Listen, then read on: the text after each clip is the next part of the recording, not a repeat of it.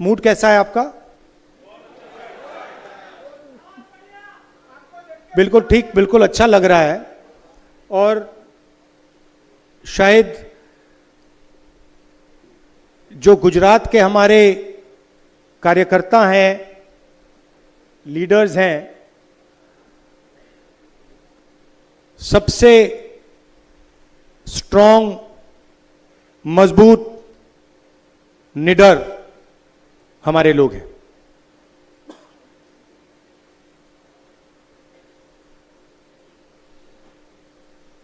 देश में क्या हो रहा है आपको मालूम है। बेरोजगारी 2-3 अरबपतियों को देश का पूरा धन दिया जा रहा है। यहीं के हैं,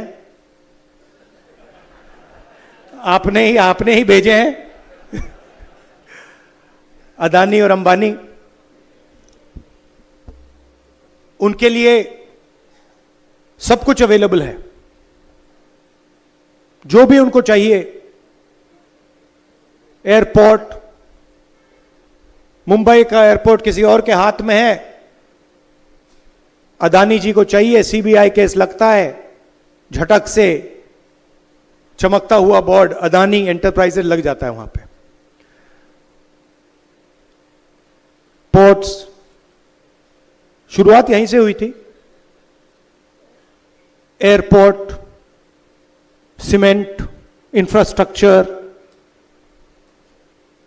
सारा का सारा डिफेंस, सारा का सारा इनके हाथ में जा रहा है।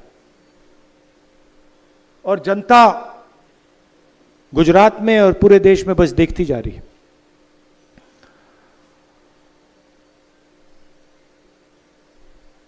हम कुछ महीनों से इंटरनली खारगे जी और हमारी जो दिल्ली में सीनियर लीडरशिप है, हमारा डिस्कशन हो रहा है कि कांग्रेस पार्टी को हम मजबूत कैसे करें। क्योंकि सच में ये जो लड़ाई चल रही है, ये राजनीतिक लड़ाई तो है, मगर ये विचारधारा की लड़ाई भी है।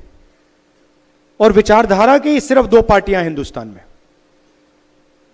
एक बीजेपी और आरएसएस और दूसरी कांग्रेस पार्टी। तो लड़ाई इन दोनों के बीच में है। और पूरा देश जानता है, समझता है कि कांग्रेस पार्टी ही आरएसएस और बीजेपी को हरा सकती है। और इसमें मैं एक और चीज जोड़ना चाहता हूं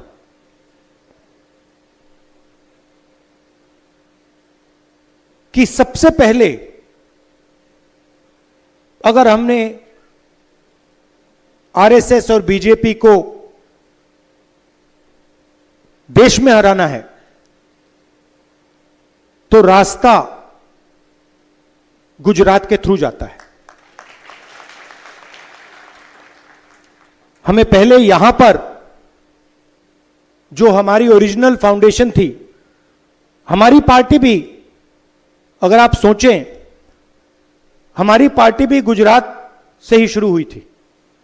हमारे सबसे बड़े जो नेता थे महात्मा गांधी, वो आपने हमें दिए थे, और सरदार पटेल जी भी आपने हमें दिए।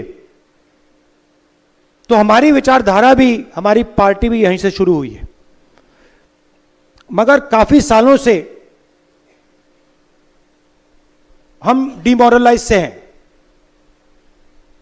गुजरात में डिमोरलाइजेशन है नहीं है ना? थोड़ा लग रहा है कि भाई ये बड़ा मुश्किल काम है। तो मैं यहां आया हूं आपको बताने कि ये कोई मुश्किल काम नहीं है। ये आप लोगों के लिए आसान काम है। और आप देख लेना,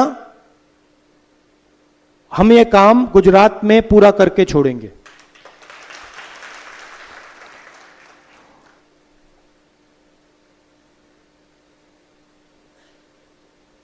तो हमने निर्णय लिया है कि कांग्रेस पार्टी में हमें थोड़ा बदलाव लाना पड़ेगा। अभी मैं आपके डिस्ट्रिक्ट के सीनियर नेताओं से मिला और बहुत अच्छा डिस्कशन हुआ। और उन्होंने दो तीन चीजें मुझे कहीं जो शायद हर डिस्ट्रिक्ट के नेता कहेंगे। सबसे पहले जो हमारे बीच में कंपटीशन होता है वो डिस्ट्रक्टिव कंपटीशन होता है, प्रोडक्टिव कंपटीशन नहीं होता है। दूसरी बात, लोकल लोगों को, लोकल डिस्ट्रिक्ट्स के नेताओं को टिकट डिसीजन में शामिल नहीं किया जाता है। टिकट, उन्होंने हमें बताया भैया टिकट हमें पता नहीं कहां से आया, पता नहीं कहां से, मतलब आसमान से टपक के आ जाते हैं, राइट। दूसरी बात जो मैंने पिछली बार कही कि आप लोगों को काफी अच्छा लगा, मैंने कहा कि देखिए दो तरीके के घोड़े होते हैं, एक रेस का होता है और दूसरा बारात का घोड़ा होता है। अच्छा, उसमें तीसरा भी होता है, उसको जोड़ देता हूं, एक लंगड़ा घोड़ा भी होता है। और आप ही ने मुझे यह बात बताई कि देखिए राहुल जी, प्रॉब्लम क्या है कि कांग्रेस पार्टी कभी कभी रेस के घोड़े को बारात में बेच देती है और बारात के घोड़े को रेस में दौड़ा देती है। तो हम ये बात इन घोड़ों को हम थोड़ा अलग अलग करना चाहते हैं कि भैया ये रेस का घोड़ा है, ये बारात का घोड़ा है और ये लंगड़ा घोड़ा है, और रेस के घोड़े को हम दौड़ाएंगे, बारात के घोड़े को हम नचाएंगे, राइट। तो हमारे डिस्कशन में से मेन बात क्या निकली कि डिस्ट्रिक्ट को अहमदाबाद से नहीं, डिस्ट्रिक्ट को डिस्ट्रिक्ट से चलाना चाहिए, और डिस्ट्रिक्ट के जो नेता हैं, डिस्ट्रिक्ट के जो लीडर्स हैं, उनको स्ट्रेंथ देनी चाहिए, और खास तौर से जो डिस्ट्रिक्ट प्रेसिडेंट है उसको जिम्मेदारी देनी चाहिए, उसको पावर देनी चाहिए और उसके हाथ मजबूत करने चाहिए। और यह काम हम अब शुरू कर रहे हैं। भेड़िया जी आए हैं, ये मंत्री रहे हैं, सीनियर हैं, इनको हमने यहां भेजा है। गुजरात के भी लोग आए हैं, जिग्नेश आए हैं, दो तीन और लोग आए हैं। ये आपसे बातचीत करके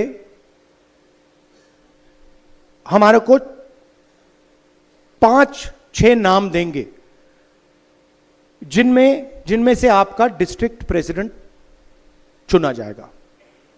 डिस्ट्रिक्ट प्रेसिडेंट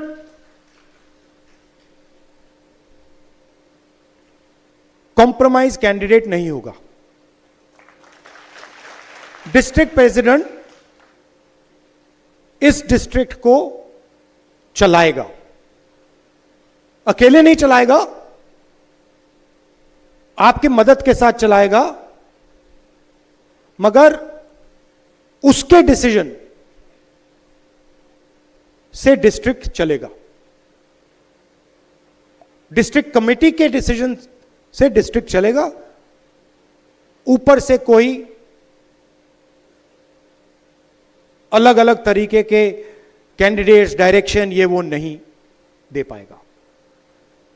तो ये स्ट्रक्चर हम बना रहे हैं। हम चाहते हैं कि संगठन और इलेक्शन लड़ने वालों के बीच में कनेक्शन हो।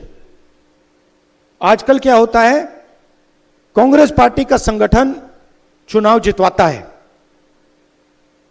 और एक बार व्यक्ति एमएलए बन जाता है, एमपी बन जाता है, तो वो कांग्रेस के संगठन को भूल जाता है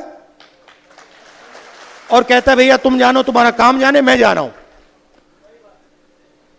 तो अब हम संगठन के माध्यम से लोगों को चुनेंगे, संगठन डिसाइड करेगा कि चुनाव कौन लड़ेगा, कौन नहीं लड़ेगा। कोई एक व्यक्ति ऊपर से नहीं डिसाइड करेगा। ये हमारा गुजरात में पायलट प्रोजेक्ट है।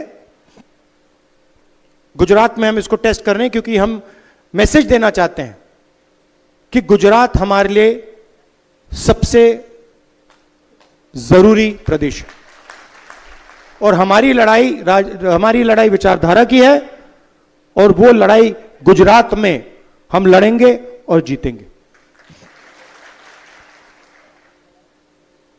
एक बात बहुत अच्छी इसी मीटिंग में मुझे कही कि अलग अलग सीनियर नेता आते हैं। किसी ने कहा जब अहमदाबाद से सीनियर नेता आते हैं तो जादू से हर डिस्ट्रिक्ट में लोग 2-3 दिन के लिए आ जाते हैं, बाहर आ जाते हैं और सीनियर नेता चला जाता है, वो गायब हो जाते हैं। मगर इनके पास सचमुच में कोई पकड़ नहीं होती कि सीनियर नेता बने घूम रहे हैं मगर बूथ नहीं जिता पाते हैं। तो हम उन लोगों को स्ट्रेंथ देना चाहते हैं जिनकी पकड़ बूथ से है, जो लोकल हैं, जो जनता की जो समस्याएं हैं, जनता की जो इश्यूज हैं, जो उनको उठाते हैं, उनको हम आगे बढ़ाना चाहते हैं, उनको हम पावर देना चाहते हैं। यह मैं आपसे कहने आया हूं।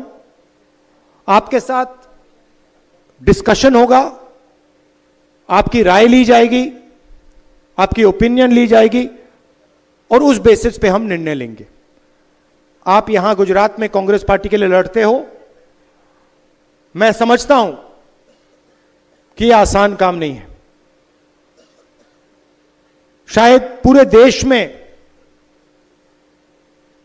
आपको सबसे ज्यादा सहना पड़ता है। आप धमकियां खाते हो, लाठी खाते हो, गाली खाते हो, मगर आप कांग्रेस पार्टी का झंडा नहीं छोड़ते हो। तो मैं आपका दिल से धन्यवाद कहना चाहता हूं और मैं आपको बताना चाहता हूं कि जहां भी मेरी जरूरत होगी, गुजरात के कोने कोने में जहां भी आप मुझे बुलाओगे, मैं हाजिर हो जाऊंगा। नई जनरेशन को हमें कांग्रेस पार्टी में लाना है। जो सचमुच में जनता से जुड़े लोग हैं, उनको हमें आगे बढ़ाना है। इसी भीड़ में बहुत सारे ऐसे लोग हैं जो जनता के बहुत करीब हैं, जनता के लिए लड़ते हैं, खड़े रहते हैं, उन्हें हमें आगे बढ़ाना है। इसी भीड़ में ऐसे भी लोग हैं जो बीजेपी के साथ मिले हुए हैं,